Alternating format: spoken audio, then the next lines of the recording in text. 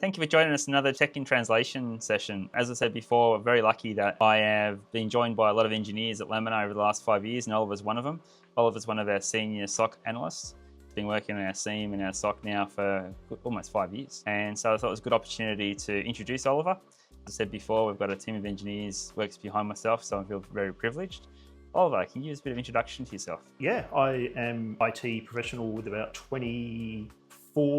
23 years experience behind me now. I originally did an engineering degree as a university student. I ended up working in IT in education for a number of years and decided to become a little specialised in something and had a perfect opportunity at just the right time to join this team, take on the responsibility of running SOC and the SIEM service. It's been one journey, hasn't it? Like when you think about where we were when we first started as opposed to where we are and the integration with all these technologies, in the early days, we talk a lot about visibility for customers and the importance, but it's really critical right now in relation to customers' ability to see what's going on and understand. And in your experience, how important is visibility? More important every day, basically. That's part of the journey in the world of IT is every week there's something new, something potentially crazy going on, and so visibility of what the technologies you're using, the devices, the services, the software, what they're logging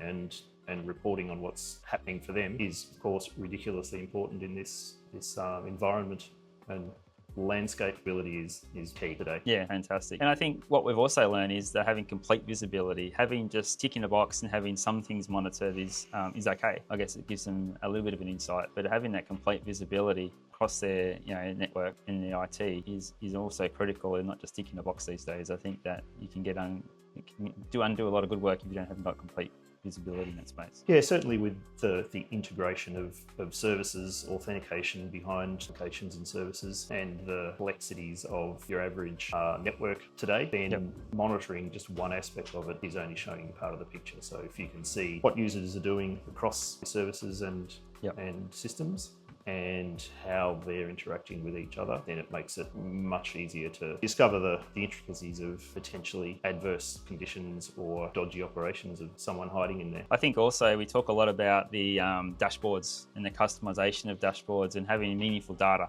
I think we can all have a great dashboard and everyone talks about it, but I think if you've got meaningful data, and we spend a lot of time with our customers creating meaningful dashboards and meaningful and data that's within that.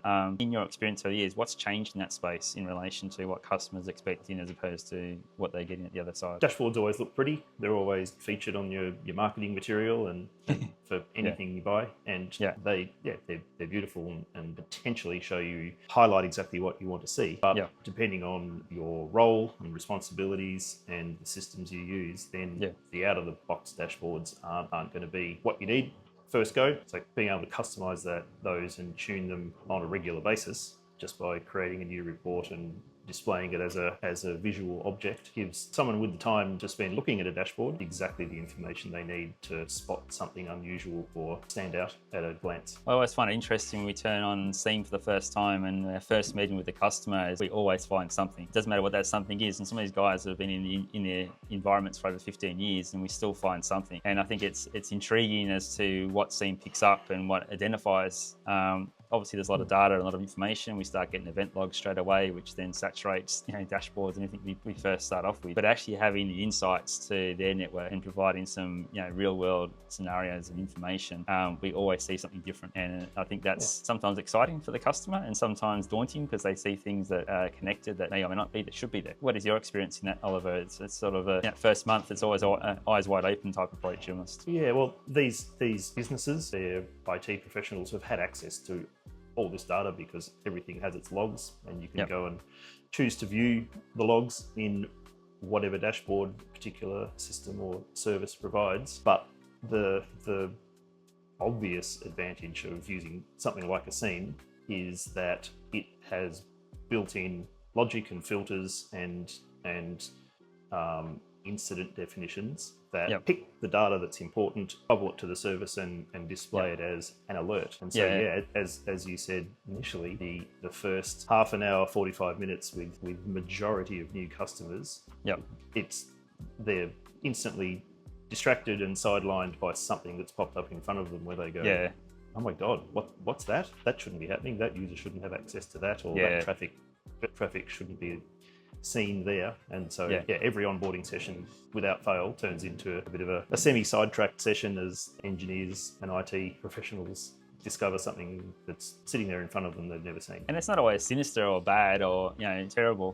It's just a device that's connected that they didn't know or not aware of, and I think that's the amazing visibility that we create with our SIEM product. So yeah, it's very cool. Speed and patterns and all the mystery that analysts go through to create meaningful data, but also create insights. The speed at which we have to react to billions of event logs in some cases is extraordinary. I don't think a human can compute that much event logs that come through. So we're really relying on technologies that allow us to, one, analyze and then produce that meaningful data or create event logs. What have you seen has been the big change in the last few years in relation to speed and accuracy, and also the ability to respond? There is, of course, the need for as close to real-time analysis as possible. So you need monitoring and detection statistics, sort of processing logic, which is designed to run as quickly as possible on reasonable hardware. And ultimately anything that is automated is going to be faster than you as a human going through some logs, applying filters, and you're always going to be minutes to hours to days behind with picking up behavioral patterns and things that stand out as worth investigating. So the real-time analysis possible with SIEM packages these days is what makes them so valuable. And I would say the worst time to get an alert is 2 o'clock on a Sunday morning. It's just something I've always used as my analysis as the worst time you can get an alert or an incident. What's the difference between a good response and a bad response? I mean, I think it's logically it's timing, but we leverage technologies to enable our engineers to at least validate that data. But I think for what I've seen a lot is that enabling technologies and then validating with our engineers is the most critical pathway that we've got and created, I guess, is to ensure that we are timely and fast and in real time. Is that what you're seeing in the last, I've seen that change a lot in the last 5 years, that technology is very much enabled in our organisation to allow us to do that. Have you seen that from an engineering point of view? I think maybe there's a balance there between using the technology as the initial indicator of compromise or unusual behaviour, things operating outside of their standard. The human stage in the analysis and review of the incident is still, in my mind, very important. And the advances and development I've seen in the last few years have been around automating as much of the enrichment of the underlying data with more than just the raw log that came in, but then reputation of IP addresses and domains and URLs from commercial threat feeds and private threat feeds, using that to provide analysts or the human with as much periphery information and enrichment to the raw data to make the human step of reviewing before necessarily reacting much shorter time frame, much easier for the human to, with everything in front of them, see what the real situation is. There are certainly situations where 100% automation makes sense, where you can isolate devices, quarantine things, block access, that sort of stuff, without potentially taking down a business or a service that is going to cost you money as a result. So it's a balance, but it's becoming 100%. Easier and easier over time. I think the other part I find intriguing is that it doesn't really matter what technology customers have. We've got most customers have a hybrid fleet of a mixed vendor to support their environment. And I think we're very fortunate with the technology we've chosen that we can really connect to anything. Just recently we've done some amazing work with some custom passes, but in what we're connecting to with our customers, is there anything that becomes challenging, or not?